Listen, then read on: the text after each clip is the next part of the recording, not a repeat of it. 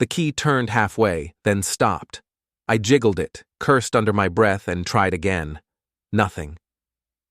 After 3 grueling days negotiating maritime insurance claims in Baltimore, the last thing I needed was a broken lock on my own front door. Before we dive deeper into this story, I have one small request. Please subscribe, drop a like, comment, and hit that hype button to boost this channel so more people can discover these incredible Reddit stories. I pulled out my phone and dialed Helena's number. She answered on the 4th ring, her voice carrying that familiar tone of irritation she'd perfected over the past 6 months. "What do you want, Gavin? My key isn't working. Are you home? Can you let me in?" A pause. Then, cold as winter harbor water. "We changed the locks. Don't bother me and Rob again." The line went silent. I stood there on my own front porch, briefcase in one hand, phone in the other, processing what had just happened. Through the living room window, I could see movement inside, my house, my furniture, my life apparently being redistributed without my consent. Gavin Sterling, 42 years old, maritime lawyer specializing in cargo disputes and insurance fraud. I'd spent 15 years building a reputation for being unflappable under pressure. Ship captains tried to intimidate me. Insurance executives attempted to buy me off. Opposing counsel threw everything they had at me in depositions. But my own wife locking me out of my house? That was a new one. I walked back to my rental car, a practical Honda that Helena always mocked as embarrassing, and sat behind the wheel. My phone buzzed with a text message from an unknown number. "Saw the locksmith truck at your place yesterday. Helena looked pretty cozy with that Rob guy. Thought you should know. Mrs. Patterson next door." Mrs. Patterson, 73 years old, retired librarian, and the neighborhood's unofficial intelligence network. If she was texting me anonymously, things were worse than I'd thought. Rob Turner, Helena's high school sweetheart, who'd recently moved back to town after his divorce. I'd met him twice at gallery events, where Helena introduced him as an old friend, while he stood too close and smiled too much. Blue-collar guy who worked construction, drove a lifted pickup truck, and apparently had opinions about my fancy lawyer lifestyle. I started the Honda and drove to the Marriott downtown. The desk clerk, a young woman with kind eyes, noticed my expression. "Rough day, sir?" "You could say that. I need a room for tonight, maybe longer." "Of course. Will your wife be joining you?" I almost laughed. "No, definitely not." After checking in, I sat on the hotel bed and called Derek Chalmers, my senior partner at Morrison, Chalmers & Associates. Derek had been practicing law for 25 years and had seen every variety of human betrayal imaginable. "Gavin, you sound like hell. How did the Baltimore thing go?" "Fine. Settled for $800,000. But I have a personal situation. Helena locked me out of the house." Derek's tone shifted immediately. "When?" "Today. Changed the locks while I was gone. There's another man involved." "Jesus. Okay, first things first. Whose name is on the deed?"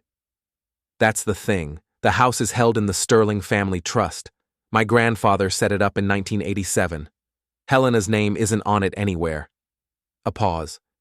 "She doesn't know that, does she?" "I don't think so. We've been married 12 years. She probably assumes she has some automatic claim." "Gavin, listen to me very carefully. Don't do anything stupid. Don't try to force your way in. Don't confront her tonight. Come to the office first thing tomorrow morning. We're going to handle this the right way." After hanging up, I ordered room service and sat by the window, looking out at the harbor lights. Helena's gallery was 6 blocks away, in the trendy arts district she'd insisted was the only place serious artists could survive. I'd bankrolled that gallery for 3 years, watching her burn through my money on overpriced wine for opening nights and abstract sculptures that looked like expensive mistakes. My phone buzzed again. This time it was a notification from Instagram. Helena had posted a new photo, her and Rob sitting in my living room, wine glasses raised, with the caption, "Finally free to be ourselves. New chapter starting now. Authenticity, new beginnings, liberation. 47 likes already, including one from my daughter Jenna, who was away at college. I screenshotted the post, then opened my laptop and began documenting everything. Timestamps, photos, text messages. 15 years of maritime law had taught me that evidence was everything, and emotion was the enemy of good strategy. Tomorrow, Helena would learn the difference between changing locks and changing ownership. Derek's office occupied the top floor of a converted warehouse overlooking the harbor. Maritime law wasn't glamorous, but it paid well, especially when you were good at it. Derek had built the firm from nothing, and his reputation for ruthless competence had attracted clients from Boston to Miami. "Show me everything," he said, pouring coffee from an expensive machine that Helena had always coveted. I spread out my phone, the screenshots, Mrs. Patterson's text, and a folder I'd retrieved from my office safe that morning. Derek examined the trust documents first. "This is beautiful work. Your grandfather was smart. The trust owns the house, the trust owns the furnishings, and you're the sole trustee. Helena has no legal standing whatsoever. What about common law marriage rights? Not in this state. And even if there were, she'd need to establish abandonment or prove you'd gifted her an ownership interest. Hard to do when you've been paying all the bills." Derek smiled grimly. "She's committed at least 3 felonies I can see just from this Instagram post." "Felonies?" "Unlawful detainer, theft of personal property, possibly extortion depending on what she's told this Rob character." Derek leaned back in his chair. "Gavin, I've known you for 8 years. You're one of the most methodical attorneys I've ever worked with. So I'm going to ask you directly. What do you want here?" I thought about Helena's smile in that Instagram post, the casual cruelty of locking me out of my own home, the humiliation of standing on my porch like a door-to-door salesman. I want my house back. I want her gone. And I want everyone who sees that Instagram post to understand exactly what kind of person she really is. Legal or nuclear? What's the difference? Legal means we file papers, get a court order, and she's out in 30 days with her dignity intact. Nuclear means we make this so public and so devastating that she'll be lucky to rent an apartment in the bad part of town. I looked out the window at the harbor, where cargo ships moved slowly between the channel markers. Patient, methodical, unstoppable. "Nuclear," Derek grinned. "I was hoping you'd say that. First, we need to document everything she's taken. Second, we need to establish a timeline of her theft. Third, we need to make sure the local media understands this story." "Media?" "Gavin, your wife just posted on social media about stealing a house. In a town this size, that's news, especially when the house belongs to a prominent attorney and she's celebrating with her boyfriend." We spent the next 2 hours planning. Derek would file an emergency motion for unlawful detainer and theft of personal property. I would compile a complete inventory of missing items. Our private investigator would document Helena and Rob's activities. "One more thing," Derek said as I prepared to leave. "Change all your passwords, bank accounts, credit cards, everything. If she's bold enough to steal your house, she's bold enough to empty your accounts." I drove to the bank first. Helena and I had maintained separate checking accounts but shared savings and credit cards. The shared accounts had been cleaned out. $43,000 gone. The credit cards had been maxed out with purchases at high-end furniture stores and electronics retailers. My personal accounts were untouched, protected by passwords Helena had never known. I immediately froze the shared cards and flagged the fraudulent purchases. Next stop, the house. I parked across the street and called our security company. "Mr. Sterling, we've been trying to reach you. Your wife called yesterday and canceled the service, said you were getting divorced and wouldn't be needing monitoring anymore." "She had no authority to do that. I want the service reactivated immediately, and I want copies of all recorded activity from the past week." "Sir, I'm not sure we can. I'm the homeowner and the account holder. My wife has no legal authority over this account. If you don't reactivate service and provide those recordings, I'll be filing a lawsuit against your company by Friday." 20 minutes later, I had the recordings on my phone. Helena and Rob had been busy. The cameras had captured them loading my antique watch collection, my father's coin collection, and several pieces of expensive art into Rob's pickup truck. They'd also recorded Helena giving Rob a tour of the house, pointing out which items were worth selling and which were Gavin's boring lawyer stuff. But the best recording was from yesterday evening. Helena and Rob, drunk on wine from my personal collection, discussing their plans. "He'll probably try to fight this legally," Helena had said, laughing. "But possession is 9/10 of the law, right? And he's never here anyway. I can claim abandonment." "What if he gets nasty?" Rob had asked. "Gavin? He's all talk, spends his whole life reading contracts and arguing about shipping insurance. He wouldn't know how to fight dirty if his life depended on it." I saved that recording to 3 different cloud services. My phone rang. Derek. "Judge Morrison granted our emergency motion. Sheriff's Department will serve the papers tomorrow morning at 9 a.m. You'll have your house back by noon." "What about the stolen property?" "That's the beautiful part. The security footage you just sent me shows clear intent to permanently deprive you of your belongings. That's grand larceny in this state. Felony charges. Will they actually prosecute? Gavin, she stole $50,000 worth of property and bragged about it on camera. The district attorney would be crazy not to prosecute." I hung up and looked at my house one more time. Tomorrow, Helena would learn that some locks are easier to change than others. I arrived at the coffee shop across from my house at 8:30 the next morning. The sheriff's deputy, a no-nonsense woman named Carol Jenkins, was already waiting. "Mr. Sterling, I'm Deputy Jenkins. I'll be serving the papers this morning. I've reviewed the documentation, and I have to say this is pretty straightforward. Your wife has no legal claim to this property." "What should I expect?" "Denial, anger, threats, tears. Usually in that order. The boyfriend might try to get physical, but I'll handle that." Deputy Jenkins adjusted her radio. "The locksmith is standing by. Once I serve the papers, you'll have immediate access to your property." At exactly 9 a.m., Deputy Jenkins walked up to my front door and knocked. I could see Helena through the living room window, wearing my college sweatshirt and looking annoyed at being disturbed so early. She opened the door with an expression of supreme irritation that immediately shifted to confusion when she saw the uniform. "Helena Moss?" "It's Helena Sterling. What's this about?" "Ma'am, I have legal documents for you. Emergency order for unlawful detainer and theft of personal property." Deputy Jenkins handed Helena the papers. "You have 2 hours to vacate these premises." Helena's face went white. "This is my house. I live here. My husband abandoned us." "According to these documents, the property is owned by the Sterling Family Trust, and you have no legal claim to occupancy. You'll need to gather your personal belongings and leave." Rob appeared behind Helena, shirtless and belligerent. "Who the hell are you?" "Sheriff's Department. Sir, I'm going to need you to step back and remain calm." "This is bullshit. Gavin can't just throw us out. We have rights." Deputy Jenkins' voice remained professionally neutral. "Sir, you have no rights to this property. You're trespassing. I suggest you gather your belongings quickly and quietly."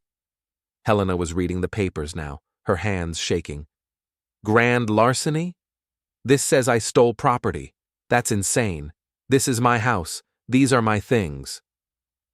"Ma'am, according to the security footage referenced in these documents, you removed valuable items belonging to Mr. Sterling with the intent to sell them. That constitutes theft." "Security footage?" Helena looked around wildly. "What security footage?" I walked across the street, timing my arrival perfectly. Helena saw me and her expression shifted from confusion to pure rage. "You bastard! You actually called the cops on me?" "I called a lawyer. The cops are just here to make sure you don't steal anything else on your way out." Rob stepped forward aggressively. "You think you're so smart with your fancy legal papers? This is Helena's home. She's been taking care of it while you were off playing big shot lawyer." Deputy Jenkins moved smoothly between Rob and me. "Sir, I'm going to need you to calm down and step back." Taking care of it? I looked at Helena. Is that what you call emptying my bank accounts and selling my father's watch collection? Helena's face crumpled. Gavin, please. Can we talk about this privately? I know this looks bad, but you don't understand the pressure I've been under. The gallery is struggling, and you're never here, and I just felt so alone. You felt alone, so you decided to steal my house and move your boyfriend in. It's not like that. Rob and I were just friends. He's been helping me with repairs and… Helena. I pulled out my phone and played the audio from the security footage. Her own voice filled the morning air. He'll probably try to fight this legally, but possession is 9/10 of the law, right? And he's never here anyway. I can claim abandonment. The color drained from her face completely. Rob grabbed her arm. You recorded us? That's illegal. You can't record people without their consent.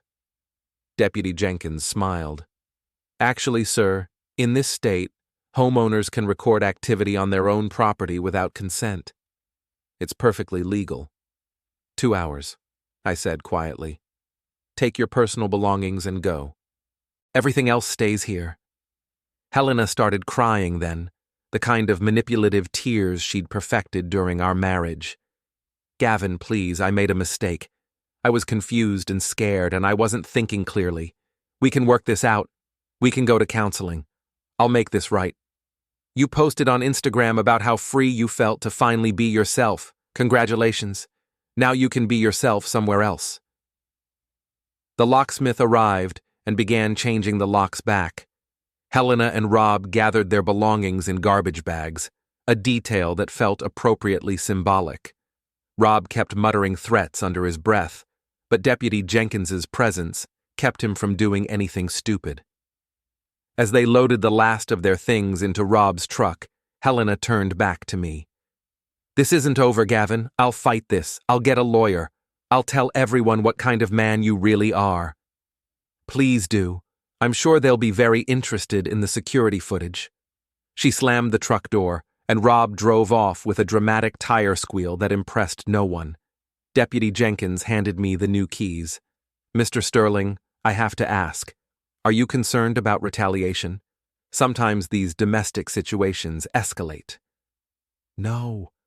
Helena's all drama and no substance, and Rob's just a coward who thought he'd found an easy mark. But as I watched the truck disappear around the corner, I realized this was just the beginning. Helena had never been the type to accept defeat gracefully. Within an hour of Helena's departure, my phone started buzzing with notifications.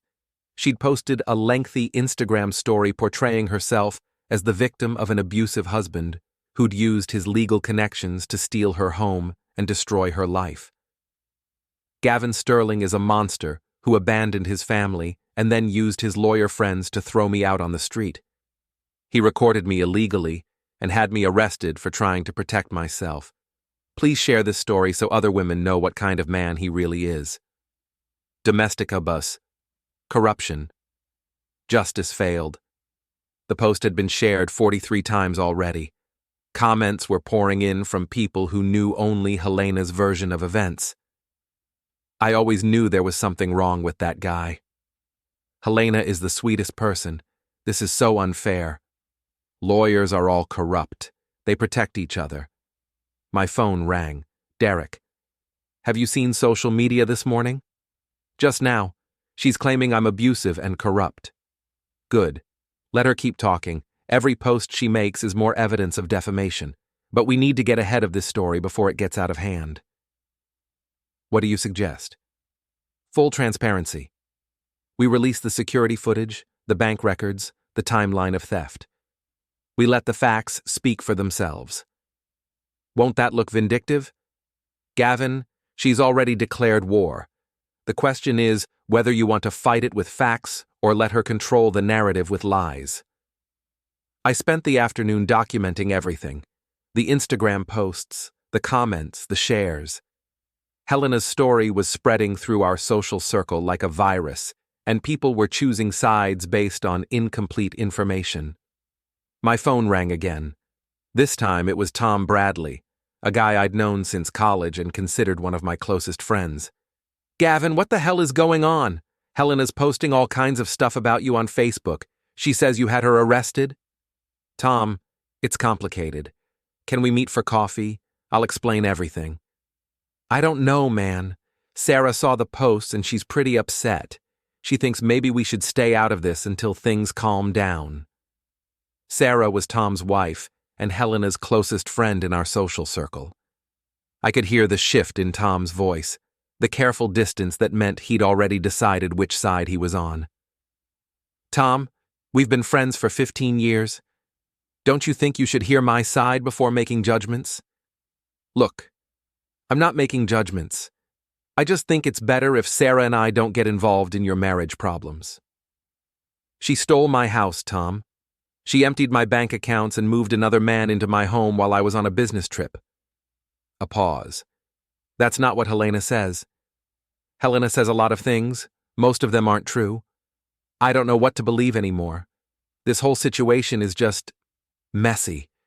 I think it's better if we take a break from hanging out until you guys figure things out. The line went silent.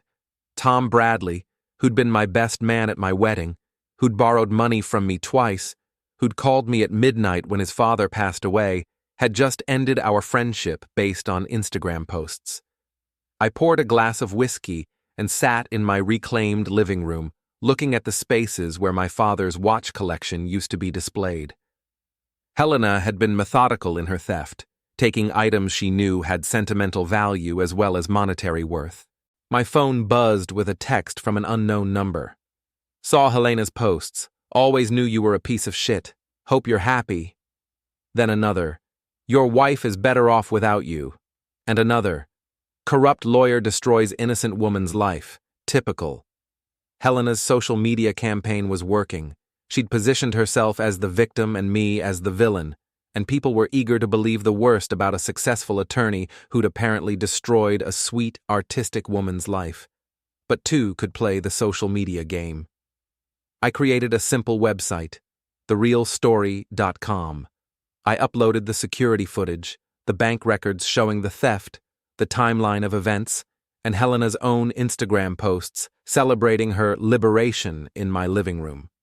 Then I sent the link to everyone who'd shared Helena's posts. Within 2 hours, the narrative began to shift.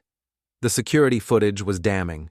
Helena's own voice, bragging about stealing my house and mocking my profession, destroyed any credibility her victim story might have had. The Instagram comments on her posts changed tone. Wait, you stole his house while he was working? This security footage shows you planning to sell his stuff. That's theft. You moved another man into your husband's home, and you're the victim?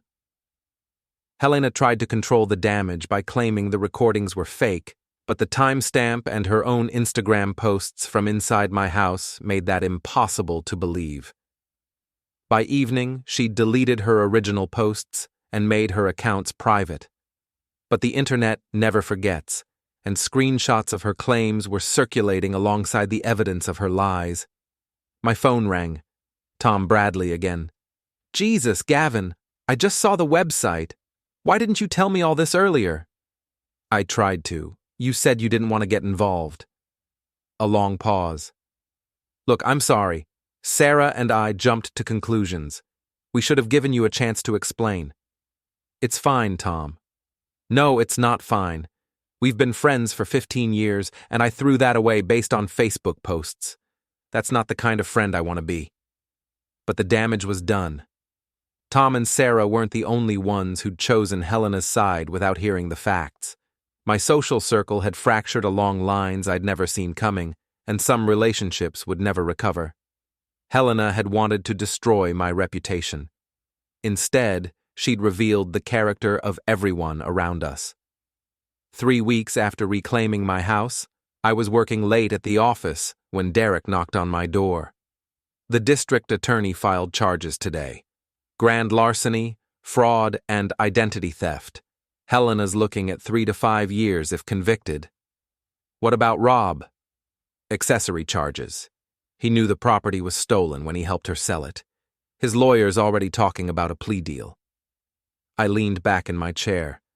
How do you think this ends? Helena's attorney will push for a plea bargain. Restitution, probation, maybe some community service. She'll avoid jail time, but she'll have a felony record. And the civil case? That's where we destroy her. Theft, defamation, intentional infliction of emotional distress. We're looking at damages in the low 6 figures, plus attorney fees. My phone buzzed with a text from an unknown number. We need to talk. Please. Helena. I showed Derek the message. He shrugged. Your call. But if you meet with her, record everything, and don't go alone. I agreed to meet Helena at a coffee shop downtown, neutral territory with plenty of witnesses. She arrived looking haggard, wearing clothes I didn't recognize and driving a beat-up Honda that was a far cry from the luxury SUV she'd been driving on my credit. Thank you for coming, she said, sitting across from me. I know you have every reason to hate me. I don't hate you, Helena. I'm just done with you. I made terrible mistakes. I know that now. I was angry and confused, and I felt like you'd abandoned our marriage for your career. So you decided to abandon our marriage for Rob Turner? She winced. It wasn't supposed to happen like that. Rob and I were just talking at first. He listened to me, paid attention to me. You were always working or traveling or buried in legal briefs. And that justified stealing my house? I wasn't thinking clearly. I felt like you'd already left me emotionally, so I convinced myself that I deserved something for all the years I'd spent alone. I studied her face, looking for signs of genuine remorse. What do you want, Helena? I want to make this right. I'll plead guilty to the charges. I'll pay back every penny I took. I'll sign whatever papers you want for the divorce. In exchange for what? Drop the civil lawsuit. Let me keep some dignity. I've lost everything already. My reputation, my friends, my gallery. Don't destroy what's left of my life. I thought about the 3 weeks since she'd been arrested. The humiliation of having her mugshot posted in the local newspaper. The collapse of her art gallery when her wealthy patrons learned about the theft charges. The social media campaign that had backfired so spectacularly that she'd become a cautionary tale about the dangers of false accusations. Helena, you destroyed your own life. I just documented it. Please, Gavin. I'm begging you. I know I don't deserve mercy, but I'm asking for it anyway. I looked at this woman I'd been married to for 12 years, who'd shared my bed and my dreams and my bank accounts, who'd thrown it all away for a construction worker with a pickup truck and a willingness to help her steal from me. The civil lawsuit stands. You made your choices, now you live with the consequences. Helena started crying, the real tears this time, not the manipulative performance she'd put on for Deputy Jenkins. I'm going to lose everything. My apartment, my car, everything. I'll be bankrupt. You should have thought about that before you posted on Instagram about how free you felt to finally be yourself. I stood to leave, but Helena grabbed my arm. Gavin, wait. There's something else. Something I haven't told you. What? Rob. He's not who I thought he was. After we got arrested, he blamed everything on me. Said I seduced him and manipulated him into helping me steal from you. He's telling people I'm crazy, that I forced him to go along with my schemes. I sat back down. And? He hit me last week, when I asked him to help pay for my attorney. He said I'd gotten him into this mess and now I could get myself out of it. Despite everything she'd done, I felt a flicker of concern. Are you okay? I'm fine, but I wanted you to know that you were right about him. He's not a good person. I was so angry at you for working all the time that I convinced myself any attention was better than being ignored. Helena, I worked hard to build a life for us. The house, the gallery, the lifestyle you wanted. I thought that's what you wanted from me. I wanted you to want to be home with me more than you wanted to be at the office. Then you should have said that instead of stealing my house. She nodded, wiping her eyes. I know. I know I handled everything wrong. I just wanted you to know that I understand now. Rob was using me, and I was too stupid and angry to see it. I left the coffee shop feeling something I hadn't expected: pity. Helena had destroyed her life chasing a fantasy of liberation that turned out to be another prison. But pity wasn't the same as forgiveness, and consequences weren't the same as cruelty. 6 months later, I sat in the courthouse as Judge Morrison read Helena's sentence. Guilty on all counts: 2 years probation, 200 hours of community service, and full restitution of $73,000 for the stolen property and fraudulent charges. Rob had taken a plea deal and received 1 year probation plus restitution. His construction company had fired him when the charges became public, and he'd left town shortly after. The civil lawsuit had been settled out of court. Helena agreed to pay $150,000 in damages, secured by a lien on her mother's house. She'd also signed an agreement never to contact me or post about me on social media. As we left the courthouse, Helena's attorney approached me. "Mr. Sterling, my client wanted me to give you this." It was a letter, handwritten on plain paper. "Gavin, I know you'll never forgive me, and I don't expect you to, but I wanted you to know that I understand now what I threw away. You were a good husband, and I was a selfish wife. I hope someday you find someone who appreciates what you have to offer. I'm sorry for everything. Helena." I folded the letter and put it in my jacket pocket. Derek joined me on the courthouse steps. "How do you feel?" "Tired. Ready for this to be over." "It is over. She can't hurt you anymore." I looked up at the gray November sky, thinking about the past year. The betrayal, the theft, the public humiliation, the loss of friends who'd believed lies over evidence. "Derek, can I ask you something? Do you think I went too far?" "You mean the civil suit? The public exposure of her lies?" "All of it. Maybe I should have just divorced her quietly and moved on." Derek considered this. "Gavin, she didn't just cheat on you. She didn't just leave you. She tried to steal your home, empty your bank accounts, and destroy your reputation with false accusations.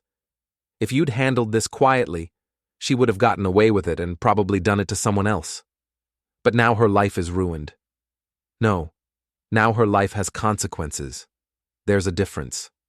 That evening, I sat in my living room with a glass of wine, looking at the spaces where my father's watch collection had been displayed.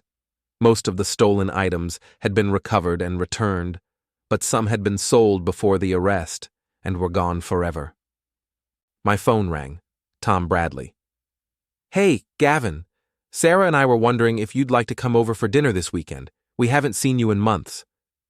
"That's nice of you to offer, but I'm not sure that's a good idea." "Come on, man. I know things got weird during all that drama with Helena, but that's over now. We can go back to being normal." "Tom, you ended our 15-year friendship based on Instagram posts. You didn't even give me a chance to explain before you decided I was the villain. That's not something I can just forget." A pause. "I said I was sorry about that. People make mistakes." "Yes, they do. And sometimes those mistakes have consequences." "So that's it? You're going to hold a grudge forever?" "I'm not holding a grudge. I'm just not interested in being friends with someone who abandons me the moment things get complicated." "That's not fair, Gavin. We were put in an impossible situation." "No, you were put in a situation that required you to choose between believing lies or asking questions. You chose to believe lies. That tells me everything I need to know about your character." I hung up and blocked his number. Some bridges, once burned, aren't worth rebuilding. Over the following months, I slowly rebuilt my social circle with people who'd either stood by me during the crisis or who were new to my life entirely. I started dating again, carefully and selectively. Helena moved to another state to live with her sister. The last I heard, she was working as a receptionist at a dental office and had given up any pretense of being an artist. Rob Turner had moved back to his hometown and was working construction again. According to mutual acquaintances, he'd learned to keep his opinions about other people's marriages to himself. 1 year after the locks were changed, I was having dinner with a woman named Claire, a marine biologist who found my stories about maritime law genuinely interesting. She was intelligent, independent, and had never once suggested that my work was less important than her need for attention. "Do you ever regret how you handled things with your ex-wife?" she asked over dessert. I thought about Helena's letter, still in my desk drawer at home, about the friends who'd abandoned me and the reputation I'd had to fight to preserve. "No," I said finally. "I regret marrying someone who was capable of what she did. But I don't regret defending myself when she tried to destroy me." Claire nodded. "Good. I respect people who stand up for themselves." That night, as I locked my front door with keys that only I controlled, I realized that Helena had actually done me a favor. She'd shown me who my real friends were, taught me the importance of protecting myself, and cleared the way for a better life.